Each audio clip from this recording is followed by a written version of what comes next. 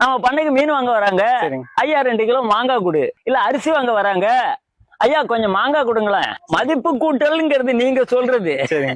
எங்களுக்கு என்னன்னா அந்த மாங்காய் வீணா போயிடக்கூடாது. பெரும்பாலும் ஊறுகாய் போட மாட்டேன்.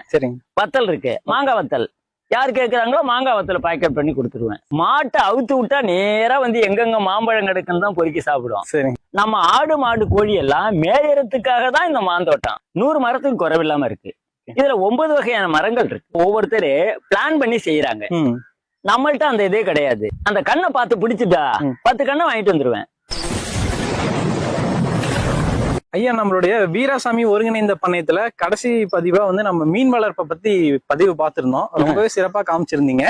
சோ இதுல வந்து மெயினா நீங்க வந்து உங்களுடைய தோட்டத்தை பொறுத்த வரைக்கும் மா விவசாயம் மெயினா எடுத்து பண்றீங்க இல்லைங்களா? சாதாரணமா இந்த இன்டகிரேட்டட் ஃபார்ம்ல பல வகையான விவசாயம் இருக்கு, பண்ணையங்கள் இருக்கு.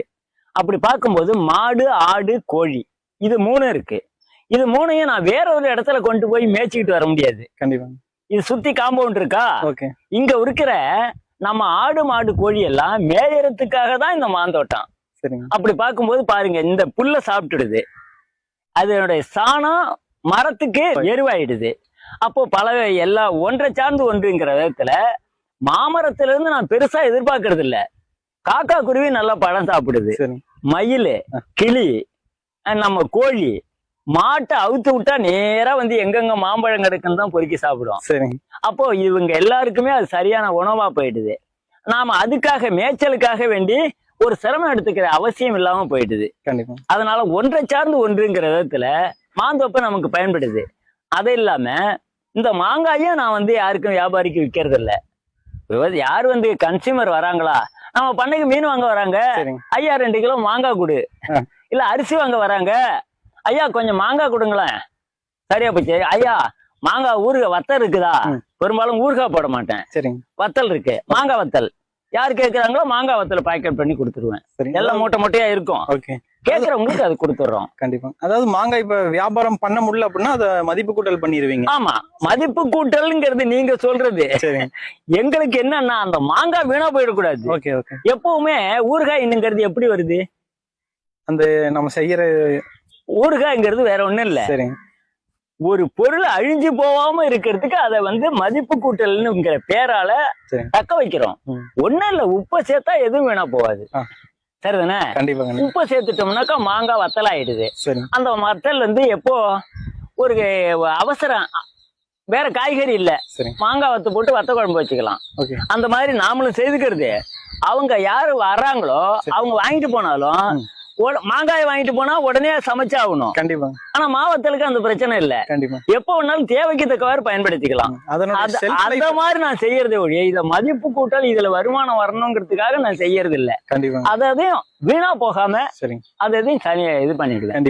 அதாவது இந்த மாங்காய் வத்தல் அப்படிங்கிறது அதனுடைய ஷெல்ஃப் லைஃப்னு பார்க்கும்போது எத்தனை நாட்கள் வரைக்கும் கெட்டு போகாம இருக்கும்? போன வருஷத்துக்கு முந்தின வருஷத்து மாங்காய் வத்தல் இருக்கு நம்மள்ட்ட. நீங்க அதை சாப்பிட்டீங்கன்னா இந்த வருஷத்து மாங்காய் வத்தலை விட அருமையா இருக்கும். ஒண்ணும் இல்ல, அந்த மாங்காய் வத்தல்ல கூட உப்பு கொஞ்சம் பூச்சி பிடிக்கிறது உண்டு. ஆனா அதை அப்பப்ப பக்குவப்படுத்தணும். ஒரு நாள் வெயில்ல போட்டோம், காய வச்சோம், எடுத்து வச்சோம்னா 2 வருஷம் 3 வருஷத்துக்கு கூட அதை வச்சுக்கலாம். அதெல்லாம் ஒண்ணு வீணா. இப்ப நம்ம தோட்டத்தை பொறுத்த வரைக்கும் எத்தனை மாமரங்கள் இருக்கு, என்ன ரகம் தேர்ந்தெடுத்திருக்கீங்க? கிட்டத்தட்ட ஒரு 100 110 மாமரத்துல ஒரு 7-10 மரம் பழுது இருக்கும். 100 மரத்துக்கு குறைவில்லாம இருக்கு. இதுல 9 வகையான மரங்கள் இருக்கு. இது இந்த மரக்கன்றுகள் இருக்கு இல்லையா, என்கிட்ட வந்து இப்போ பண்ணை வைக்கிறதுன்னா ஒவ்வொருத்தரு பிளான் பண்ணி செய்யறாங்க. நம்மள்ட்ட அந்த இதே கிடையாது. சரி, ஒரு ஊருக்கு போறோம், அந்த நர்சரி இருக்கு, அந்த கண்ணை பார்த்து பிடிச்சிட்டா 10 கண்ணை வாங்கிட்டு வந்துருவேன். இத தனியா ஒரு ஆள் வச்சு இது பண்றதெல்லாம் கிடையாது. இப்ப இந்த தோப்பு இருக்கு இல்லையா, இதுவே 3-4 தடவையா செய்தது.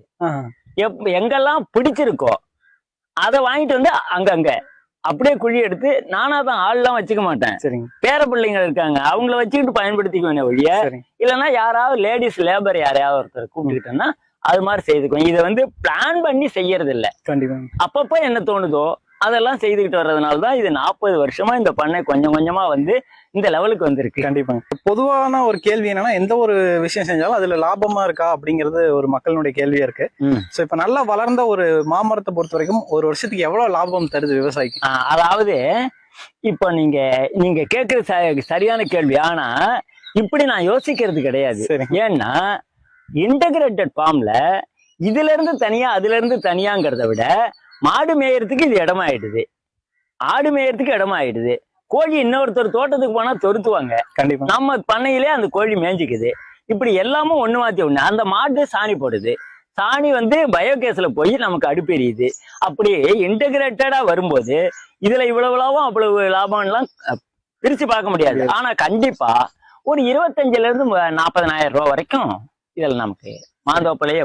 அதாவது ஒரு தோப்புல சொல்லுங்க, ஒரு மரத்துல, ஒரு தோப்புல மரத்துல எல்லாம் வராது. ஏன்னா இது நான் டார்கெட் தம்பி, டார்கெட்டே கிடையாது. ஆனா நல்ல வருமானம் வருது. நானே எதிர்பார்க்கல. ஒரு விவசாய சாகுபடி, நெல் சாகுபடி ஆரம்பிச்சா எப்படியும் ஒரு 70-80,000 இருந்து ₹1,00,000 கடன் வாங்கணும். இந்த வருஷம் யார்கிட்டயும் கடன் வாங்கல. இப்பதான் கொஞ்சம் முடையா தெரியுது முடியிற நேரத்துல. ஆனா ஏதோ ஒரு வருமானம் வருது, அது நடந்துகிட்டே இருக்கு. அதனால இதுல கவலைப்படாம கடன் வாங்காம சாவடி பண்ற அளவுக்கு வந்துட்டோம். கண்டிப்பாங்க, ஓரளவுக்கு மிச்சமும் ஆயிட்டு இருக்கு. கண்டிப்பாங்க. நம்மளுடைய அடுத்தடுத்த பதிவுல உங்களுடைய மாட்டு பண்ணை எல்லாமே பார்க்கலாம். ரொம்ப நன்றிங்க. கண்டிப்பா, நன்றிங்க.